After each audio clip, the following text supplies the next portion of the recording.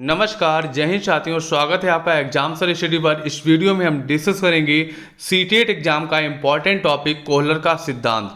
ये टॉपिक जो है ना, चाहे टेट एग्जाम हो चाहे सीटेट एग्जाम हो, यानी कि किसी भी राज्य का टेट एग्जाम में भी आपका कोहलर का सिद्धांत पूछा जाता है, चाहे आपका सुपर टेट हो। सीटेट का बहुत ही ज़्यादा इंपॉर्टेंट टॉपिक है, इसलिए हमने आपके लिए लेकर आए हैं। चलिए दोस्तों, स्टार्ट करते हैं। ट्रिक के साथ बहुत आसानी से आपको समझ में आ जाएगा कोहलर का सिद्धांत, जिसे हम गैसाल्टवादी भी सिद्धांत कहते हैं। चलिए, इसको हम कहते हैं सूझ का सिद्धांत भी कहते हैं, यानी कि सूझ अथवा अंतर्दर्शी का सिद्धांत, जिसे हम कहते हैं कोहलर का सिद्धांत, है ना। उसके अलावा गैसाल्टवादियों का सिद्धांत। सबसे पहले बात करते हैं कौन कौन से गैसाल्टवादी इसके अंतर्गत आते हैं, यानी कि कौन कौन से मनोवैज्ञानिक को गैसाल्टवादी कहा जाता है, इसके बारे में भी समझेंगे। चलिए वीडियो को स्टार्ट करते हैं।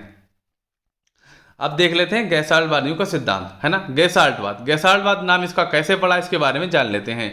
गैसाल्टवाद शब्द जर्मन भाषा का शब्द है, जिसका अर्थ है क्या है, आकृति या समग्रता अथवा संपूर्ण। मान लीजिए जैसे कि कोई गाड़ी है, जैसे कि गाड़ी आप देख सकते हैं।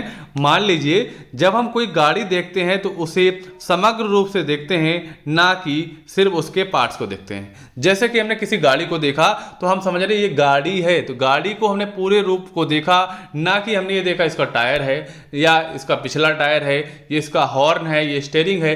ये नहीं देखना है, हमें इसके समग्र रूप को देखना है। इसको हम कहते हैं भैया गैसाल्टवाद के अंतर्गत इसको बताया गया है। चलिए, जैसे कि समझ लिया, जैसे कि हाथी है, क्या है, उन्होंने कहा हाथी को संपूर्ण रूप से देखिए, हाथी है, ये नहीं देखना है इसका दो टांगे हैं, ये है वो है, इनके पार्ट्स को नहीं देखना है, हमें उसके समग्र रूप को देखना है।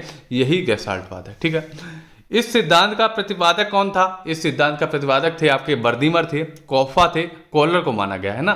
ये आपके हैं। गैसाल्टवाद कौन है? ये आपके गैसाल्टवाद के अंतर्गत आते हैं, और इसके परिवर्तक जो हैं, इसके प्रतिपादक हैं, वो हैं आपके वर्दीमर, कॉफा, कोहलर को माना गया है। चलिए देख लेते हैं। अब हम बात करते हैं अंतर्दृष्टि अधिगम सिद्धांत देने का श्रेय किसको है। जो अंतर्दृष्टि कोहलर का सिद्धांत है, किसका श्रेय जाता है? ये भैया से श्रेय जो है कोहलर को ही जाता है। कौन थे? कोहलर को जाता है। अगर इसकी बात करते हैं सहयोग किसने किया था, इसमें सिद्धांत में कोफा ने भी सहयोग किया था। इनके सहयोगी जो एक मनोवैज्ञानिक थे कोफा, उन्होंने भी भैया इसमें क्या है, सहयोग किया था अंतर्दृष्टि के सिद्धांत में। ठीक है, देख लेते हैं। सूझ का सिद्धांत संज्ञानात्मक कार्य पर बल देता है। सूझ का जो सिद्धांत है भैया, संज्ञानात्मक कार्य पर बल देता है। कैसे देता है? जैसे कि ये समझ लीजिए भैया, आप नीचे वाली लाइन में देखेंगे कि किसी समस्या पर अचानक से दिमाग में आया समाधान सूझ द्वारा होता है। आपकी क्या है भैया, सूझ द्वारा होता है। कैसे? जैसे कि आप कोई गाड़ी चला रहे हैं, है ना, कोई भी गाड़ी, अचानक से कोई दूसरी गाड़ी आ जाती है सामने से, आपके पास ज़्यादा समय नहीं, कोई भी रास्ता नहीं जल्दी समझ में आ रहा, लेकिन आपके दिमाग में एक अच्छी रणनीति आ गई कि ऐसा अगर हम कर देंगे या ब्रेक मार के इधर गाड़ी मोड़ देंगे तो शायद हम एक्सीडेंट से बच जाएंगे। जिससे क्या होता है, आप बच जाते हैं। तो यही आपकी क्या है कि बिल्कुल मतलब अचानक आपके अंदर क्या है, समस्या समाधान करने का सूझ आपके दिमाग में आ गया, और यही आपका क्या है, सूझ कहलाता है। यही आपका बताया गया है कि सूझ का सिद्धांत संज्ञानात्मक कार्य पर बल देता है। चलेंगे नेक्स्ट। अब हम समझेंगे कोहलर ने जो प्रयोग किया था भैया, कोहलर ने प्रयोग किस पे किया था? सुल्तान पर किया था। सुल्तान क्या था? एक चिंपैंजी था। ये सिद्धांत हम समझेंगे कैसे कोहलर ने प्रयोग किया था, इसके कैसे कैसे क्वेश्चन आपके एग्जाम में आ सकते हैं, इसके बारे में हम देखने वाले हैं। चलिए देख लेते हैं। कोहलर ने अपना प्रयोग सुल्तान नाम के चिंपैंजी पर किया था, यानी कि जो बनमानुस था, है ना। उसने चिंपैंजी को एक खाली कमरे में बंद कर दिया। क्या किया कि चिंपैंजी को खाली कमरे में बंद कर दिया। और चिंपैंजी कैसा था? चिंपैंजी जो था भैया, कैसा था? भूखा था। उसमें क्या किया, केले लटका दिए छत पे, क्या केले लटका दिए। भूखा होने की वजह से चिंपैंजी क्या है, उछल को पकड़ने को प्रयास करता है। यानी कि चिंपैंजी भूखा है, कमरे में केले लटके हैं, तो क्या करेगा, उछल के केले पकड़ने का प्रयास करेगा। लेकिन केले क्या ऊंचाई पर लटके हैं, चिंपैंजी क्या है, नहीं पहुंच पा रहा है। तब क्या करता है, जब चिंपैंजी नहीं पहुंच पा रहा है तो भैया कोहलर ने क्या किया कि कमरे में एक छड़ी रख दी।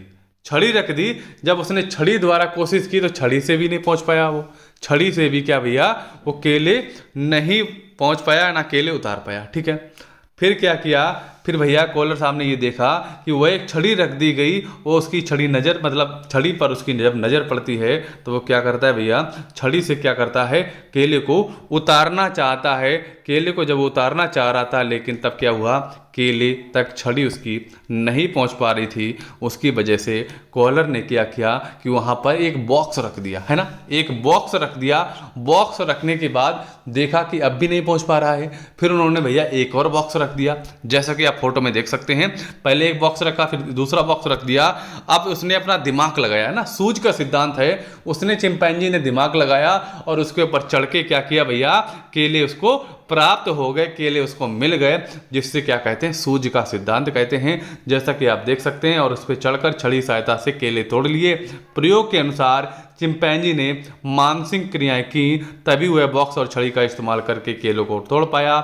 इसी प्रयोग से निष्कर्ष निकल जाता है कि क्या, कि जब चिंपैंजी ने केले उतारे तो उसने छड़ी और बॉक्स का समग्र रूप से प्रयोग किया, है ना, समग्र रूप से प्रयोग किया और उस पर चढ़ के भैया क्या भैया, समग्र रूप से प्रयोग किया। इसलिए इसे गेसाल्टवादी सिद्धांत कहते हैं। क्या कहते हैं, गेसाल्टवादी सिद्धांत का मतलब है जो आपके पास वस्तुएं हैं उनका समग्र प्रयोग करके उस वस्तु को पा लेना, वही आपका क्या है, गेसाल्टवादी सिद्धांत, कोहलर का सूझ सिद्धांत, यही है आपका कोहलर का सिद्धांत। कैसे, उसके पास छड़ी दी गई, बॉक्स दी गई, बॉक्स का प्रयोग करके, छड़ी का प्रयोग करके उसने केले को प्राप्त कर लिया, यही कहलाया हमारा गेसाल्टवादी सिद्धांत। और पूछा जाएगा क्वेश्चन कि उसका नाम क्या था, उसका नाम था चिंपैंजी का सुल्तान, जिसे बनमानुस कहते हैं या चिंपैंजी कहते हैं। ये क्वेश्चन आपके इंपॉर्टेंट है। और बोला जाएगा छत पे क्या लटकाया गया था, छत पे भैया केले लटकाए गए थे, चिंपैंजी आपका भूखा था। ये इंपॉर्टेंट क्वेश्चन बनने वाले। चलिए पहले क्वेश्चन को देख लेते हैं। पहला क्वेश्चन क्या है, अंतर्दृष्टि सिद्धांत का प्रवर्तक किसे माना जाता है। प्रवर्तक की बात करते हैं जो आपके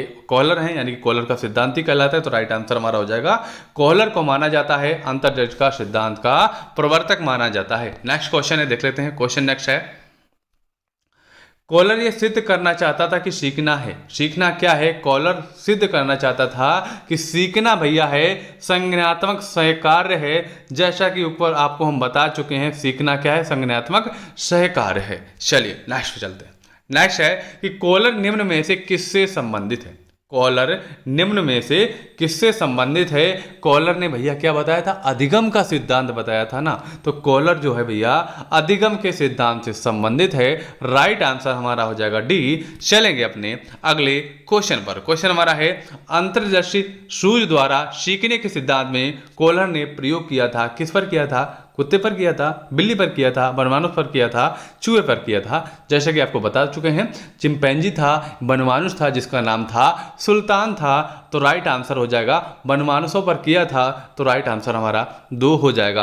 अगर दोस्तों आपको वीडियो हमारा अच्छा लगा, वीडियो को अवश्य लाइक करें, ज़्यादा से ज़्यादा शेयर करें। अगर चैनल को सब्सक्राइब नहीं किया, सब्सक्राइब कर लें। आपको मिलेंगे अपने अगले वीडियो के साथ।